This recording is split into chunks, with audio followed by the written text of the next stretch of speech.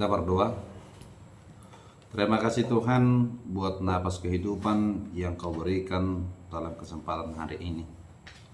Sebelum kami melakukan aktivitas kami, kiranya kami akan menerima firman kehidupan. Bantulah kami untuk mendengar dan memahami firman-Mu. Dalam nama Tuhan Yesus Kristus kami berdoa. Amin. Shalom. Selamat pagi saudaraku yang terkasih dalam nama Tuhan Yesus Kristus. Sebelum kita melakukan aktivitas kita hari ini, marilah kita mendengarkan firman Tuhan. Renungan pada hari Rabu tanggal 28 Agustus 2024 yang tertulis dalam Yohanes 1 ayat 16. Demikian firman Tuhan. Karena dari kepenuhannya kita semua telah menerima kasih karunia demi kasih karunia, dengan topik kaya di dalam Tuhan. Seorang gadis kecil merasa ketakutan karena tanpa sengaja telah merusak kebun milik kakeknya dengan mesin pemotong rumput. Malam itu dia tidak bisa tidur karena merasa bersalah dan memikirkan kemarahan sang kakek. Akan tetapi keesokan paginya dia menjumpai sang kakek dan menceritakan semuanya.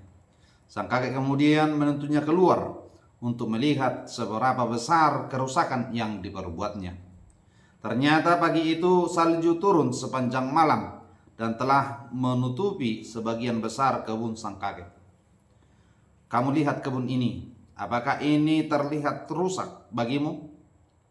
Tanya sang kakek. Kalau salju ini hilang, akan terlihat kerusakan kebun ini, jawab gadis kecil itu. Sehabis musim dingin, kita akan menanami kebun ini dengan bunga-bunga yang baru, ujar sang kakek sambil tersenyum. Hidup kita sudah rusak karena dosa-dosa yang kita perbuat seperti kebun itu. Tetapi Tuhan Yesus telah datang dan mengorbankan dirinya untuk menebus dosa kita.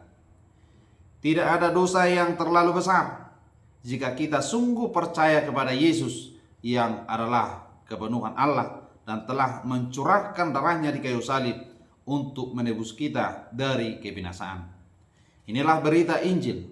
Injil Yohanes menyaksikan kepada kita, karena dari kepenuhannya melalui pribadi Yesus, kita semua telah menerima kasih karunia demi kasih karunia. Rasul Yohanes memperkenalkan Kristus Yesus kepada kita. Ia datang dari sorga dan menjadi manusia dan tinggal bersama manusia. Ia penuh dengan kasih karunia. Kasih karunia itu mengalir dari diri Yesus kepada semua orang yang percaya dan menerima Dia. Kita tahu bersama, kasih karunia artinya adalah pemberian yang pada dasarnya kita tidak layak menerimanya. Kasih karunia seperti itu melimpah di dalam Kristus Yesus. Nas kita hari ini adalah kesaksian Yohanes Pembaptis tentang siapa Yesus Kristus itu. Yohanes mengatakan bahwa Musa yang memberi hukum Taurat, tetapi Yesus memberikan kasih karunia. Mengapa Yohanes berbicara tentang Musa? Hal itu disebabkan oleh orang Yahudi di zaman itu telah menempatkan Musa ke tempat yang tinggi sebagai pemberi hukum Taurat. Hukum Taurat tidak membebaskan kita dari dosa, hanya Yesuslah yang membebaskan kita dari dosa. Yesus kaya dengan karunia. Dari kekayaannya itu kita menerima karunia demi karunia. Nabi Yeremia menyaksikan bahwa tak berkesudahan kasih karunia Tuhan, tak habis-habisnya rahmatnya, selalu baru setiap pagi, besar kesetiaanmu. Dalam kekayaan kasih karunia kita menerima pengampunan dosa. Itu pun dilimpahkan kepada kita dalam segala hikmat dan pengertian. Dari kekayaan kasih karunia-Nya juga kita dihidupkan bersama Kristus. Kekayaan kasih karunia itu pula yang memberikan kita tempat bersama dengan Kristus di surga. Semua itu karena kasih karunia. Satu hal yang sangat perlu di dalam hidup ini ialah berjumpa dengan Yesus. Sebab jika kita berjumpa dengan Dia, kita yang dahulu miskin akan menjadi kaya oleh karena kasih karunia-Nya. Kepenuhan Yesus dalam kasih karunia demi membuat setiap orang yang mempercayakan hidup kepadanya menjadi kaya. kaya akan kemurahan kasih karunia Allah. Inilah yang menuntun kita untuk selalu bersyukur dan memiliki kemurahan hati.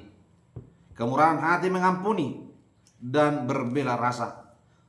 Selalu bersyukur atas pertolongan Tuhan dalam kehidupan kita. Kemurahan hatinya janganlah membuat kita lupa diri dan hidup secara murahan. Dengan menerima kasih karunia demi kasih karunia, maka diharapkan hidup kita haruslah juga melimpah kasih karunia terhadap sesama kita.